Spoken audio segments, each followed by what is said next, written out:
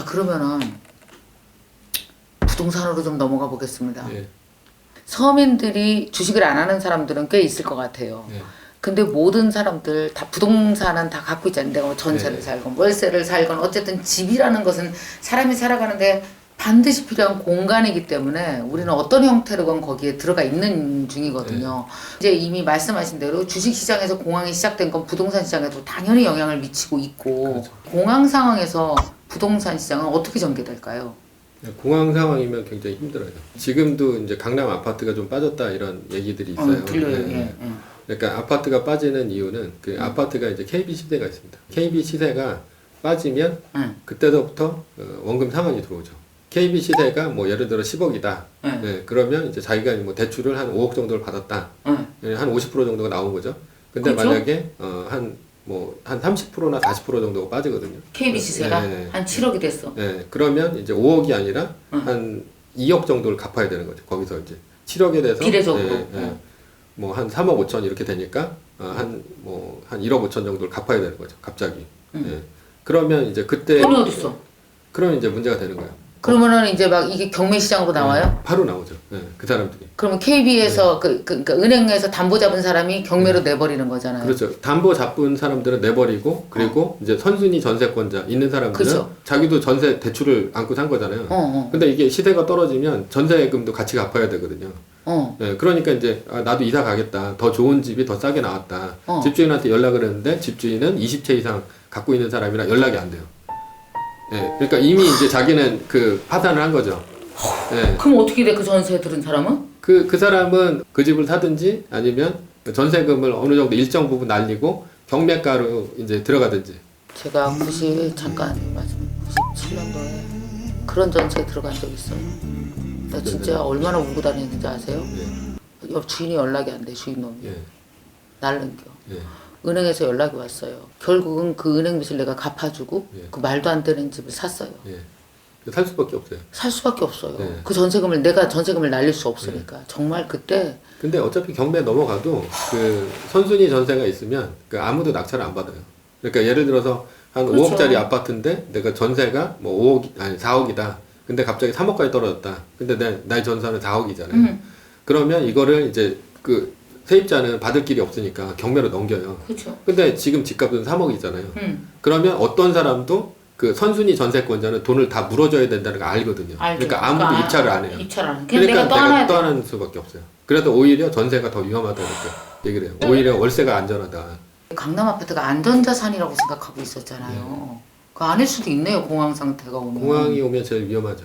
예를 들어서 내가 이제 뭐 어떤 이제 강남에 있는 아파트를 샀다. 내가 이제 대출해준 은행 직원이에요. 한 10억 정도 이제 아파트를 사고 한 7억 정도 7억 정도 대출 받았어요. 받았어요. 7대 3으로 받았어요. 예. 근데 그래서 이 사람은 항상 뭘 보고 있냐면 KB 시세를 보고 있어요.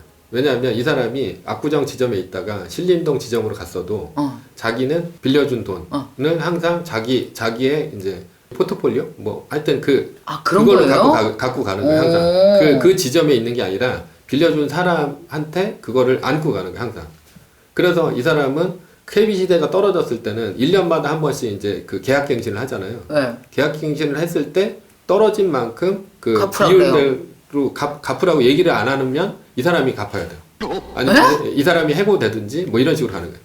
그러니까 이 사람은 그래서 이렇게 주기하게 갚으라고 그러는구나. 그렇죠. 네, 항상 이걸 보고 있는 거예요. 그래서 자기는 갚으라고 얘기를 하고 그 은행 매뉴얼대로 얘기를 하면 이 사람은 면책이 되는데 그게 아니고 그냥 냅뒀다.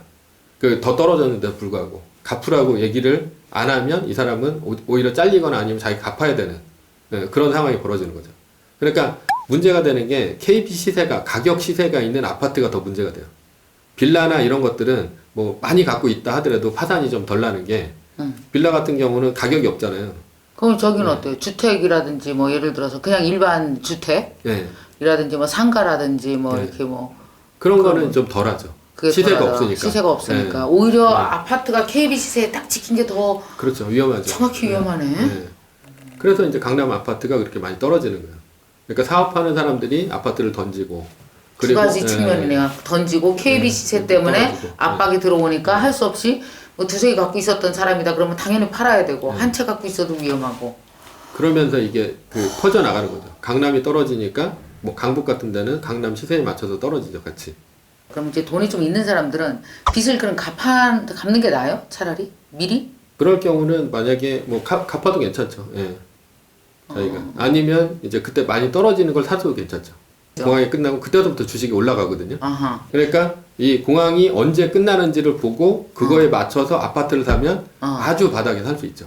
예. 아, 그럼 주식을 보면서 아파트를 언제 사야 되는지, 그러니까 지금 또 많은 사람들이 그럼 아파트 지금 요새 사야 되나 또 말아야 되나 되게 고민이잖아요. 그래서 서울에 저는 이제 주로 2호선 역세권 이쪽이 제일 좋다고 봐요. 그럼 만약에 내 집을 하나라도 똘똘한 걸 갖고 싶다면 네.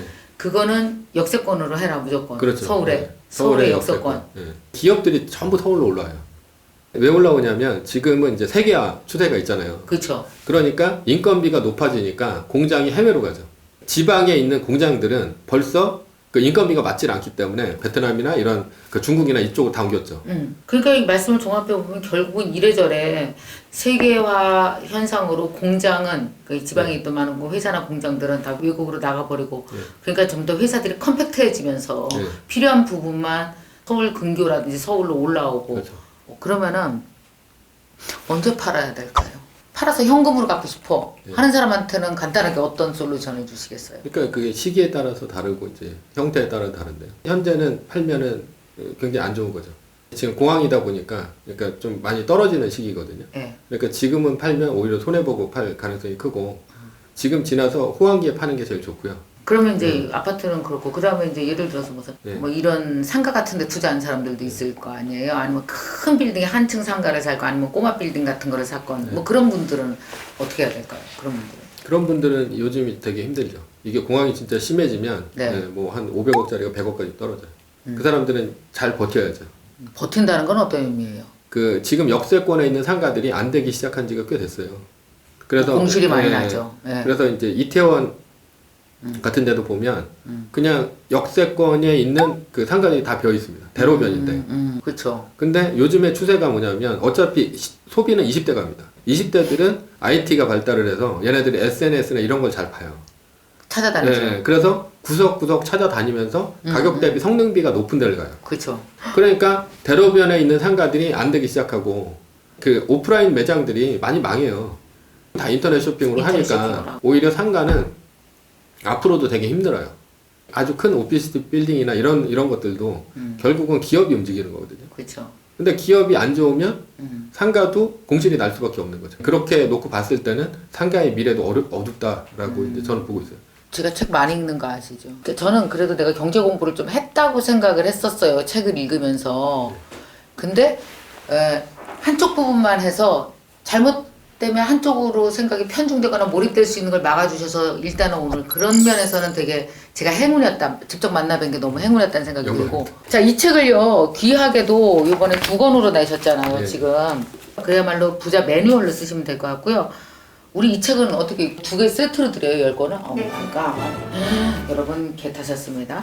사인도 또 다 기를 담아서 쓱 해놓으셨습니다. 자, 제대로 샅샅이 이 경기를 파악하고 여러분의 초이스를 도와주는, 여러분의 선택을 도와주는 책이 될 것입니다. 자, 그럼 이 책을 드릴 텐데 댓글 이벤트를 하거든요. 책 제목 알아맞추기입니다. 자, 책 제목 알아맞추기 저가 먼저 할 테니까 2는 생각해 주세요. 1. 오늘의 부. 2. 미래의 부. 3. 어제의 부. 4. 내일의 부. 오케이. 자, 이 4가지 중에 여러분 정답이 숨어 있습니다. 여러분 정답을 댓글로 적어주시면 우리 조던 김장섭 선생님의 이 책을 여러분에게 보내드리도록 하겠습니다. 자, 오늘 편하셨죠? 뒷모습만 보고 하시고 저만 보고 있으니까. 오늘 고맙습니다. 우리 옆에 계신 이분은? 예, 임헌수 소장입니다. CIO는 Chief 인스타그램 오피서. 팔로워도 만들고 그다음 확실한 수익을 내는 것까지 여러분과 배워보는 것이 오늘 우리 이 CIO의 목표입니다. 최종 미션을 달성하게 되면 공식 MKYU에서 수료증이 나갈 거고요. 그리고 CIO 클럽 멤버로 지속적으로 관리가 됩니다.